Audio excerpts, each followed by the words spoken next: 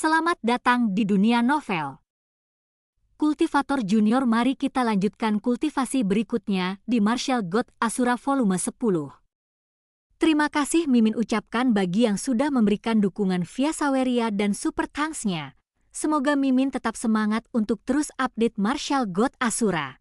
Episode 6191, Dewi belum mati. Laporkan kepada Tuan King Yuan, Tuan Istana.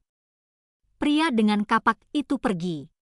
Setelah beberapa saat, para tetua Istana Pedang Surgawi datang keluar kompleks istana untuk melapor. Saya akan istirahat. Tianjian King Yuan menghilang setelah menyelesaikan kata-katanya. Mengenai kepergian Song Changsheng, dia tidak memberikan reaksi apapun. Sebaliknya, setelah dia pergi, penguasa Istana Suci Pedang Surgawi dengan cepat terbang turun dari menara tinggi. Ingat, kamu tidak boleh mendekati tempat tinggal Tuan King Yuan di masa depan. Jika ada yang ingin kamu laporkan, menghadap aku kembali. Kata ketua istana dari Istana Suci Pedang Surgawi dengan nada tidak senang. Bawahan mengerti tuanku. Meskipun tetua yang melaporkan masalah tersebut dimarahi, dia masih memiliki senyuman di wajahnya.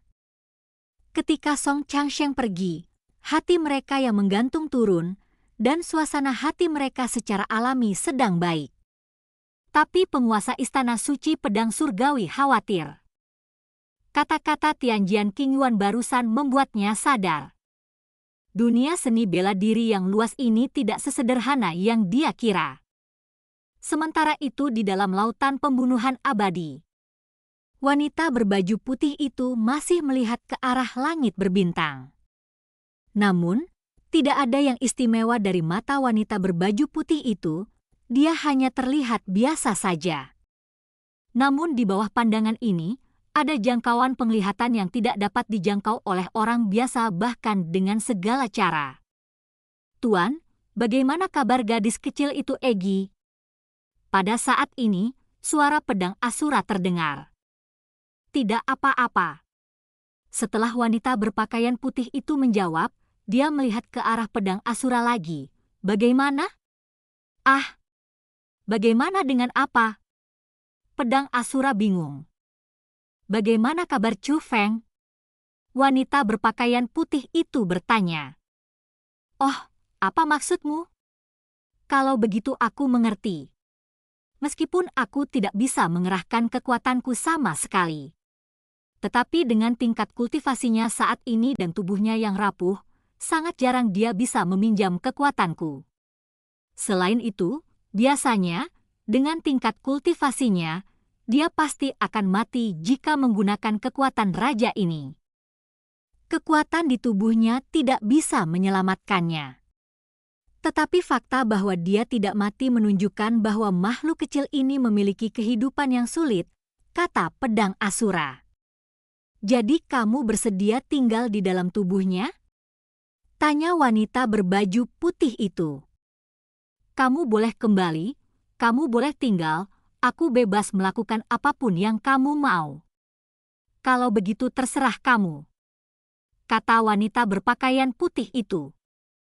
Ngomong-ngomong, aku merasa yang disebut Ibu Dewi yang kubunuh bukanlah tubuh asli. Saya tidak tahu di mana tubuh utamanya bersembunyi. Mengapa Anda tidak membantu saya mengatasinya? Kalau tidak, ketika orang itu muncul dalam wujud aslinya, dia pasti akan membalas dendam pada Chu Feng, dan Chu Feng tidak akan mampu menanggungnya. Jika aku mengambil tindakan lagi, Chu Feng pasti akan mati. Wanita berpakaian putih tidak menjawab, tapi dia mengarahkan pandangannya ke suatu tempat di tubuh ilahi Tianhe. Itu bukanlah alam atas Ping Yuan atau alam atas Jin Chuan, tapi dunia lain. Di bawah tatapannya, ada seorang wanita terbaring jauh di bawah tanah di dunia itu. Wanita ini memiliki tinggi dan bentuk tubuh normal. Saat ini, matanya terpejam, tetapi ada darah kering di sudut mulutnya. Terlihat jelas bahwa dia telah terluka, dan lukanya belum lama ini. Namun wanita itu tidak menyeka darahnya, Karena dia menutup matanya rapat-rapat dan berbaring diam, sepertinya tidak bisa bergerak sama sekali. Wajah wanita ini persis sama dengan bayangan emas yang ditransformasikan oleh Dewi Klan Dewa. Keluarganya tidak peduli pada Chu Feng. Saya tidak punya alasan untuk peduli pada dia. Jalannya sendiri, dia berjalan sendiri. Menarik pandangannya, wanita berpakaian putih itu berkata, "Terserah, aku tidak terlalu peduli apakah dia mati atau tidak," kata pedang Asura. Wanita berpakaian putih tidak merespon, tapi dia menunjukkan senyuman penuh arti. Wanita berpakaian putih itu membungkuk dan meletakkan telapak tangannya di dahi Chu Feng. Segera, kekuatan aneh terus menyatu ke dalam tubuh Chu Feng. Meskipun Chu Feng masih koma, kulitnya terlihat membaik. Setelah ciri-ciri hidupnya benar-benar stabil, wanita berpakaian putih itu berdiri. "Tuan, bagaimana kultivasi Anda?" Pedang Asura bertanya. Wanita berpakaian putih itu tidak berkata apa-apa.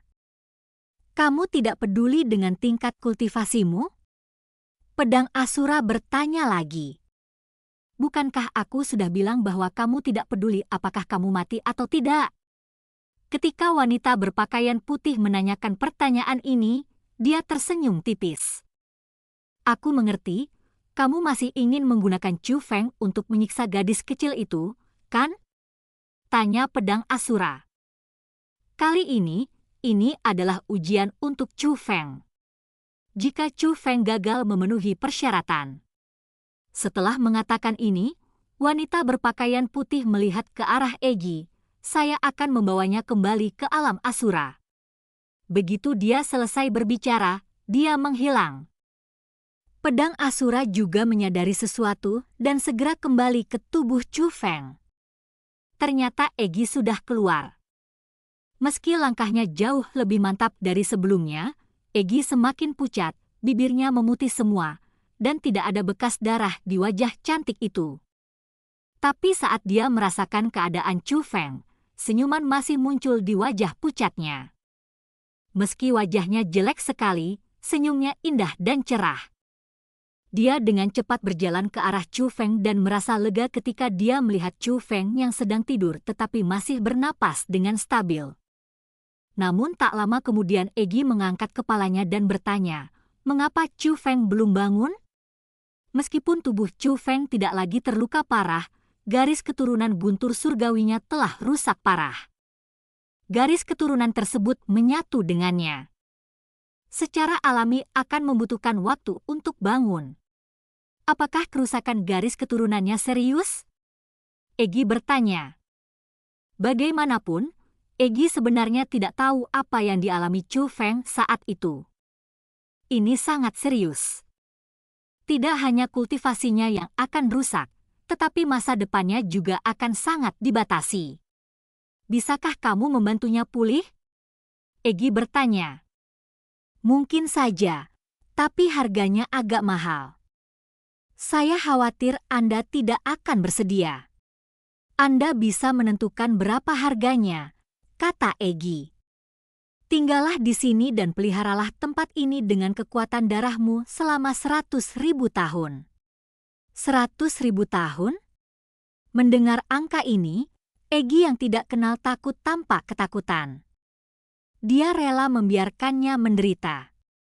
Tapi membiarkannya dikurung di sini selama 100.000 tahun berarti dia tidak akan bisa melihat Chu Feng selama 100.000 tahun.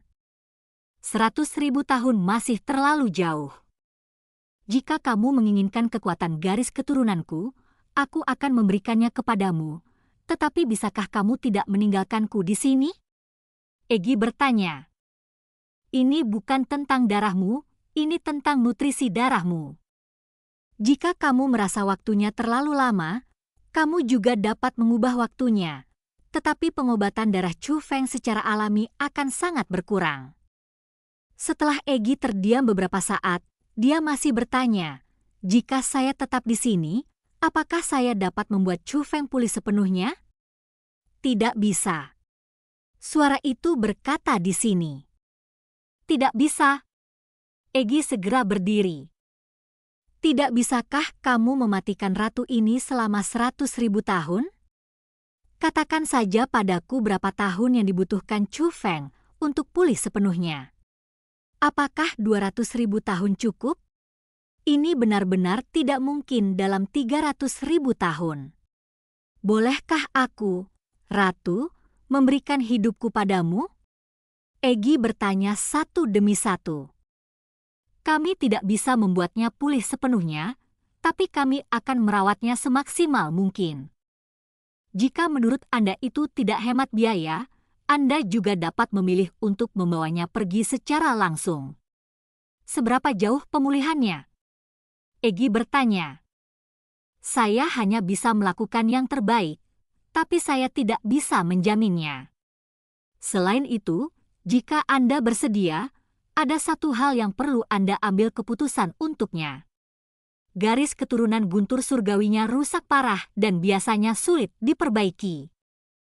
Tetapi masih ada garis keturunan raja di tubuhnya, dan garis keturunan raja adalah garis keturunan terkuat dari para spiritualis dunia dan mengandung kekuatan yang diinginkan oleh para spiritualis dunia.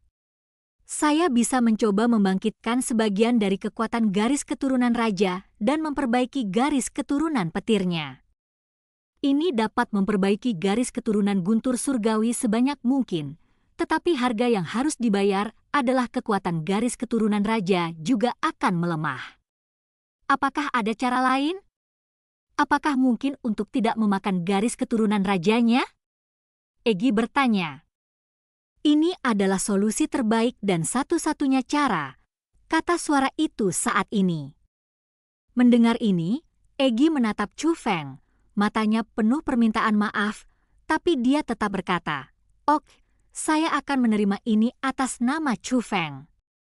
Setelah Egi selesai berbicara, pintu penghalang jauh di dalam terowongan muncul kembali, tapi itu berbeda dari sebelumnya.